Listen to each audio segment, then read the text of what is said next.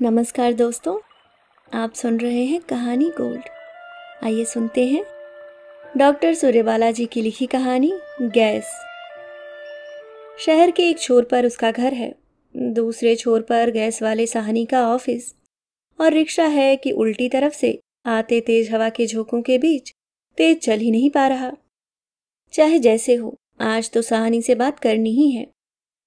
रिक्शे वाले जरा तेज करना भैया। और उत्तर में गर्म हवा के एक भरपूर वार को सहते रिक्शे वाले ने कान पर लटकते अंगोछे की छोर से पसीना निचोड़कर जिस तरह उसे घूरा, उससे वह सहम गई। आवाज में खुद बखुद अनुनय उभर आई। असल में दफ्तर बंद हो जाएगा ना गैस का, जानते तो हो इन कचहरी दफ्तर वालों को। उसने बेचैन होकर 100वीं बार कलाई में बंधी घड़ी देखी। गैस वाले साहनी ने आज 4 बजे बुलाया था और इस मौके को वह किसी भी शर्त पर चूकना नहीं चाहती थी। 1 मिनट के लिए भी उसे यह कहने का मौका नहीं देना चाहती थी कि आपको तो 4 बजे बुलाया था ना, अब आज नहीं हो सकता, दूसरे दिन आइए। हालांकि 4 और 4:15 या 4:30 जैसी समय की पाबंदियों का कितना मूल्य इन दफ्तरों में है, वह अच्छी तरह जानती थी। पर इस समय उसे हर शर्त पर अपनी गैस के लिए एक सिलेंडर चाहिए था। गैस के इस एक सिलेंडर के लिए वह कहाँ कहाँ नहीं दौड़ी, किस किस से नहीं मिली। 3 महीने पहले ही गैस खत्म हो जाने की बुकिंग कराई थी। पहला दूसरा हफ्ता तो यूं ही सड़क पर खटकाते आते सिलेंडरों के ढेर वाले रिक्शे के इंतजार में बीता। तीसरे हफ्ते खटका हुआ। पूछताछ पर पता चला गैस की एजेंसी वाला बंसल 400 BC के घपले में पकड़ा गया है। दुकान पर पुलिस का ताला पड़ा है। अब पूछताछ फिर शुरू हुई तो पड़ोसन नंबर 3 कान में फुसफुसाई, किसी से कहना मत, सुना है गोदाम से कुछ लोगों को सिलेंडरों की सप्लाई हुई है, तुम भी जाकर पता लगाओ, नहीं तो। थोड़ा टक्कर जोड़ा, अपने मिस्टर से कह दो ना, ऐसी भी क्या लाट साहबी। मिस्टर की लाट साहबी पर हुए कमेंट में जरा भी रुचि न दिखाकर उसने झटपट पड़ोसन से पूछकर गैस के गोदाम का पता नोट कर लिया और स्कूल से लौटते हुए सीधे जाकर तुरंत फुरत पता करने का निश्चय भी कर लिया। वैसे भी मिस्टर यानी महेश से कहने का मतलब है गोदाम तक जाकर पता करने के लिए ही कम से कम 1 हफ्ते तक रोज महेश के आगे अनुनय विनय करना, याद दिलाना और उसके बाद लानत के साथ भेजी झिड़की खाना। छोड़ो, इन लोगों के पास इन घरेलू माथापच्चियों के लिए समय भी कहाँ। दूसरे दिन स्कूल में हाफ डे लेकर दौड़ी दौड़ी गोदाम पहुंची। गोदाम वाले ने देखते ही बेरुखी से हड़प दिया, हम कहाँ से सिलेंडर दे सकते हैं, सप्लाई 2 महीने बाद जारी होगी, नंबर लिखा चाहिए। अजीब पशोपेश में पड़ी वह खड़ी रही। किस तरह कहे कि बहुतों को इसी गोदाम से आपने सप्लाई दी है और हमें नंबर लिखाने का कानून सिखा रहे हो। कहीं भड़क गया तो बनता काम बिगड़ जाएगा। हार कर वही लाचारी और आजीजी का सहारा लिया। समझदारी से बात समझाने की कोशिश की, जिसमें किसी अनाम व्यक्ति द्वारा गैस के गोदाम वालों की स्तुति गाई गई और साथ यह पलीता लगाया गया कि अगर आप लोग चाहें तो अपवाद स्वरूप किसी लाचार आदमी की जरूरतों को देखते हुए 1-2 सिलेंडरों की सप्लाई कर देते हैं। नहीं नहीं, जिसने बताया है गलत बताया है, यहाँ कुछ भी नहीं हो सकता। फर्क इतना था कि इस बार लहजा थोड़ा नर्म अवश्य पड़ गया था। इसी नर्म लहजे की कलाई पकड़कर वह झूल सी गई, इधर उधर से अनुनय करती रही और आपसे भाई साहब पर उतर आई। अंततः भाई साहब पसीजे, इधर उधर देखे, थोड़े करीब आकर फुसफुसाए, देखिए अगर आपको इतनी ज़रूरत है तो एक उपाय बतलाता हूँ, आप गैस सप्लाई के ऑफिस इंचार्ज से मिलकर लिखवा लाइए, उनका ऑर्डर हो जाएगा तो गोदाम से सप्लाई हो सकती है। और खीसें निपोर दी। उसने कृतकृत्य होकर झटपट बैग खोलकर डायरी निकाल ली। क्या नाम है उनका? Sahni, mister Sahni. Civil line से पहले वाले मोड़ पर किसी से भी पूछिएगा, गैस सप्लाई ऑफिस का पता चल जाएगा। निहाल हो भाई साहब को 5 के एक हरे पत्ते पर धन्यवाद परोसकर लौट आई वह। कहाँ कहाँ? बरामदे के बीचों बीच वाले दरवाजे पर खड़े चपरासी ने भूरी आंखों से घूरते हुए उद्दंड रूखी आवाज में उसे टोका, पीछे लाइन में लगिए, अंदर जाने का ऑर्डर नहीं है। और इसके बाद के शब्द वह उतनी ही उद्दंडता से मुंह के अंदर भी भुनभुना गया। अवश अपमान और लाचारी से उसके चेहरे से कान तक दहक उठे। एक सांस में उस अपमान का घूंट गुटक कर उसने ठंडी लेकिन रुक्ष सी आवाज में कहा, लाइन है कहाँ तुम्हारी, सभी तो आगे पीछे ठूसे जा रहे हैं। ठूसी भीड़ को देखते हुए चपरासी समझ गया कि इस पॉइंट पर वह बहस नहीं कर सकता, इसलिए वैसे ही उज्जडपने से उसने कहा, क्या काम है आपको? ज़रूरी काम है मिस्टर साहनी से। एक क्षण को सोचा कहे या नहीं, न कहने पर भी यह छोड़ने वाला नहीं, इसलिए बताना पड़ा और सचमुच उसने पूरे उज्जटपने से जवाब दे दिया। ज़रूरी तो सबही का काम होता है। गैस सिलेंडर की परमिट के लिए बात करनी है साहब से। साहब के यहाँ गैस का सिलेंडर नहीं मिलता, जाइए लक्सा पर, गैस गोदाम। एकाएक उसके अंदर पिए हुए अपमान का जहर खौल उठा। तुम सीधे मुझे अंदर जाने देते हो या नहीं? कह दिया कि मेरी मिस्टर साहनी से बात हो चुकी है और उन्होंने मुझे बुलाया है। कहने के साथ ही एक धड़ल्ले के साथ वह दरवाजे के अंदर घुस गई थी, लेकिन दिल बुरी तरह घड़घड़ाने लगा था अपने इस प्रत्युत्पन्न मतिनुमा झूठ पर। पीछे चपरासी भन्ना रहा था, कुछ अनाप शनाप लेकिन दबे स्वर में, और लोगों की कसमसाती हुई भीड़ इसका मजा ले रही थी। अंदर भी टेबल के आगे पीछे लोग झुके हुए थे। दो एक बार उसे उचकने की कोशिश करते देख एक भले आदमी ने आगे कर दिया। हर बार साहनी के गर्दन उठाने पर वह अनुनय भरी नजरों से देखती। अंत में चश्मे मढ़ी आंखें उसकी ओर भी उठी और उसने धड़धड़ाते दिल से हापती सी आवाज में कई बार जोड़ तोड़कर ठीक किया गया मिसरा एक सांस में बोल दिया। लेकिन मिसरे पर फुल स्टॉप बैठाने से पहले ही उसे बेहद चालू रूखे लहजे में सुनाई पड़ा। तो उसके लिए लक्सा गोदाम में जाइए, यहाँ। लाचार हो उसने जल्दी से उनके वाक्य का आखिरी सिरा पकड़ लिया। जी वहीं से पता चला कि अगर आप। मैं? इस बार लहजे में रुखाई के साथ विद्रूप भी घुला था। मैं क्या कर सकता हूँ, गैस तो नंबर वाइज गोदाम से ही मिलेगी। और हाँ, कहकर उन्होंने दूसरों की तरफ गर्दन मोड़ी ही थी कि उसने आंखों में तिरतिराता पानी पूरे जीवट से संभाल कर किसी तरह अनुनय की। प्लीज प्लीज मिस्टर साहनी, मैं जानती हूँ, पूरी तरह समझती हूँ आपके प्रॉब्लम्स, लेकिन मेरी यदि बेहद लाचारी नहीं होती तो मैं इस तरह आपको परेशान करने हरगिज नहीं आती। गोदाम वालों ने भी सीधे सीधे ना ही की थी, लेकिन मेरी सारी परेशानियां सुनकर ही मुझसे कहा कि आप साहनी साहब के पास जाइए, वे आपकी अवश्य मदद करेंगे। साहनी जैसे फंस से गए। ठीक है, शनिवार को 4 बजे आइए, जैसी पोजीशन होगी देखूंगा। Thank you sir. It's all right. Sahni का लहजा इस बार बेरुखी से भरा तो हरगिज नहीं था, और समूचे लथाड़ू अवमानना और लाचारी भरे दिल में एक अदद औपचारिक शिष्टाचार भरा जुमला ही किसी उपलब्धि से कम नहीं था। कहाँ है आपका दफ्तर? रिक्शा वाला भन्नाते हुए बोला तो उसने चौंक कर आंखें उठाई। अरे रे, वह तो पीछे छूट गया, ध्यान ही नहीं रहा, जरा पीछे कर लो रिक्शा। मुंह के मुंह में भुनभुनाते हुए रिक्शे वाले ने रिक्शा पीछे किया। उतरकर रिक्शे वाले के हाथ में तय किए हुए 2.5 रुपए की जगह 4 आने ज्यादा रखे तो वह हुमक कर बोला, ई क्या, भीख दे रही हैं क्या? और बगैर अगल बगल से गुजरने वालों की परवाह किए रिक्शा वाला पूरी बुलंदी से बड़बड़ाने लगा। 4 दफे आगे से पीछे, पीछे से आगे कराया, कहाँ से कहाँ दौड़ा देते हैं लोग, और पैसे देते वक्त सिर्फ 4 आने, मुफ्त का माल समझ रखा है। इस बार एक और अठन्नी उसके हाथ पर पटक कर वह आगे बढ़ गई। किसी तरह की हुज्जत में समय गंवाने की बिल्कुल मोहलत नहीं, और मोहलत हो भी तो क्या, चपरासी से लेकर रिक्शे वाले तक किस किस से अपनी इज्जत की भीख मांगी जा सकती है। उसी तमतमाहट में एक बार उस खुर्राट चपरासी को, दूसरी बार कलाई की घड़ी को कनखी से देखते हुए कहा, साहब ने इसी टाइम बुलाया था। कहकर एक रेले की तरह शंकित धड़कते दिल से वह भीतर घुस गई। वैसे भीड़ भी कम थी आज, और चपरासी पर भी उस दिन की तमतमाहट का थोड़ा बहुत असर तो पड़ा ही था। अंदर जाकर भी सामने पड़ने पर साहनी ने पिछले दिन की तरह ही अजूबी प्रश्नवाचक दृष्टि उठाई, लेकिन जैसे ही उसने, वो सर आपने परसों सिलेंडर के लिए। ओ कहकर साहनी रुके, एक खर्रा फाड़ा और परमिटेड 1 गैस सिलेंडर कहकर इस तरह पकड़ा दिया जैसे जल्दी से जल्दी उसे टालना चाहते हो। Thanks sir, thanks. ठीक उसी दिन की तरह, बल्कि और ज्यादा कृतज्ञता से झुककर वह दरवाजे की ओर बढ़ गई। ऐसा नहीं कि साहनी के लहजे की उपेक्षा उसने महसूस न की हो, लेकिन एक तो ऐसे बेमुरब्बती लहजों की इस कदर आदत पड़ गई है कि उन पर ठहरने, महसूस करने की फुर्सत ही नहीं रहती, और दूसरे इस समय तो साहनी की लिखी पर्ची के रूप में उसे दुनिया की सबसे बड़ी नियामत मिल गई थी, पूरे 15 दिनों की अनवरत दौड़ का एकमात्र इच्छित फल। मुड़ी हुई पर्ची को उसने फिर से 2-3 बार पढ़ा, पूरी तसल्ली की और करीने से तहाकर बैग के अंदरूनी खाने में रख लिया।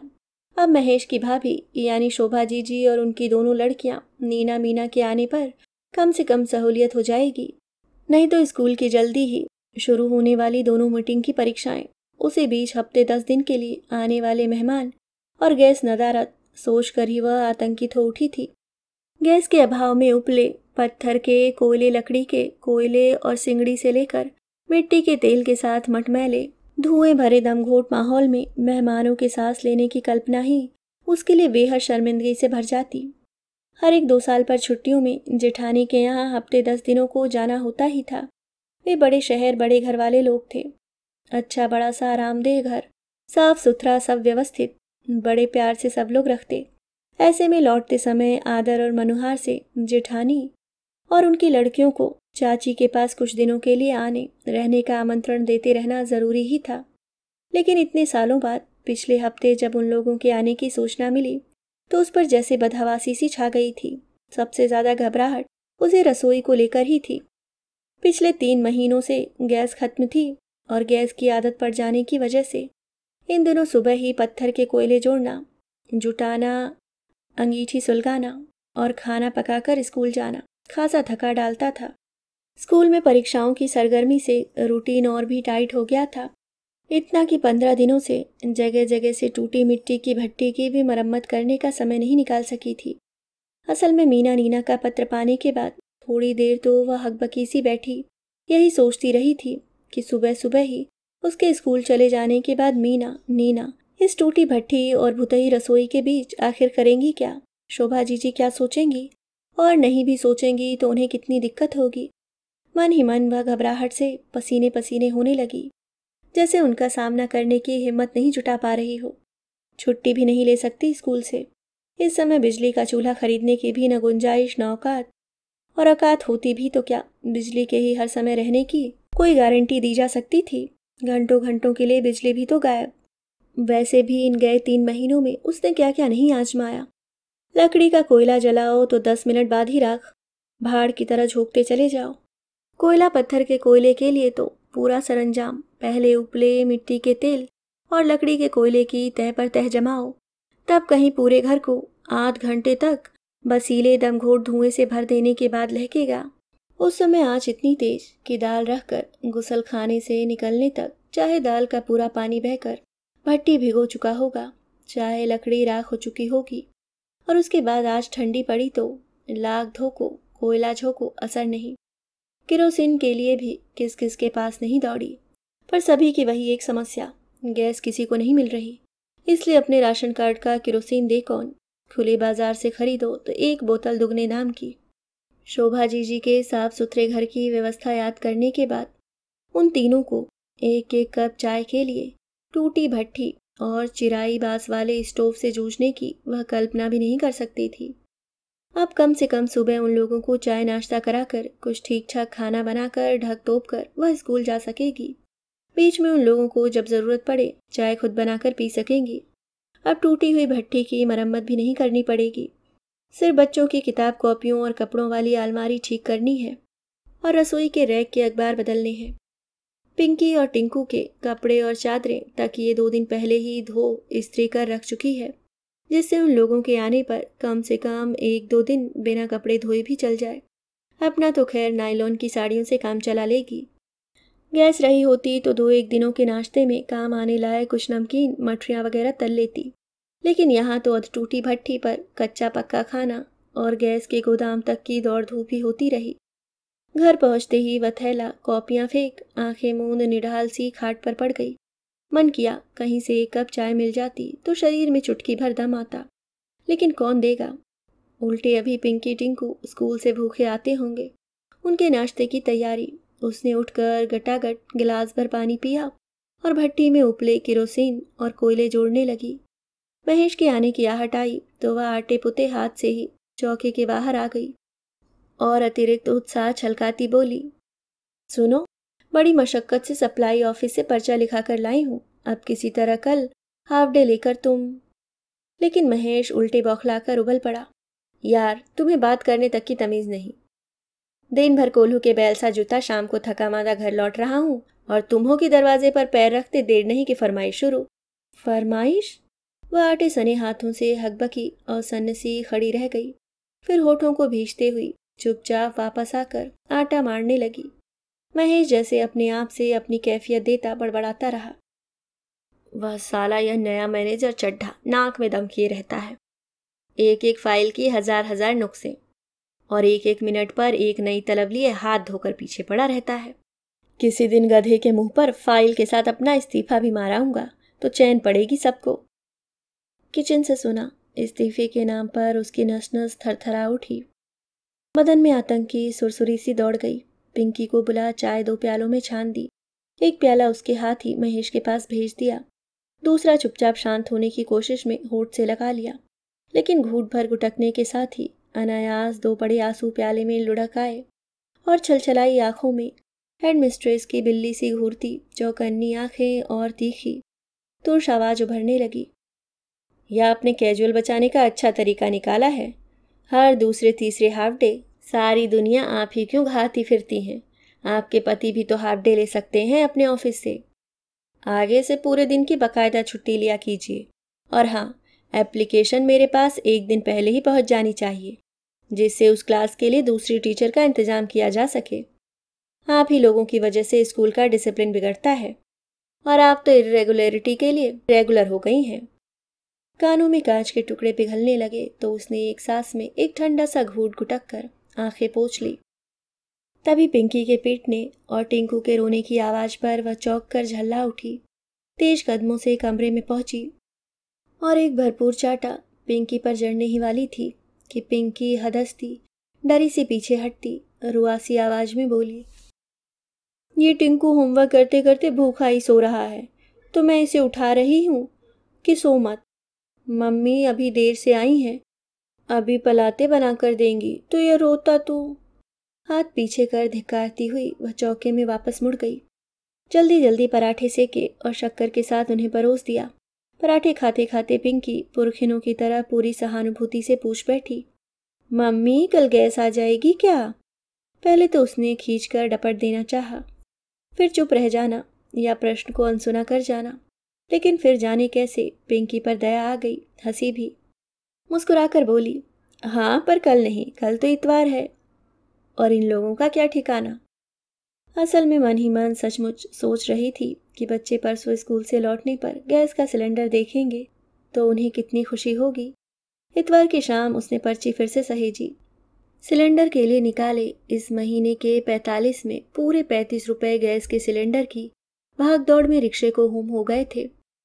उसने अपना बड़ा बक्सा खोला और सबसे निचली तह से हर महीने के खर्चे से काट कपट कर बचाए 10-10, 5-5 के 3-4 नोट निकाले, सहेज कर उन्हें बैग में जिपर वाले खाने में साहनी की पर्ची के साथ रख दिया।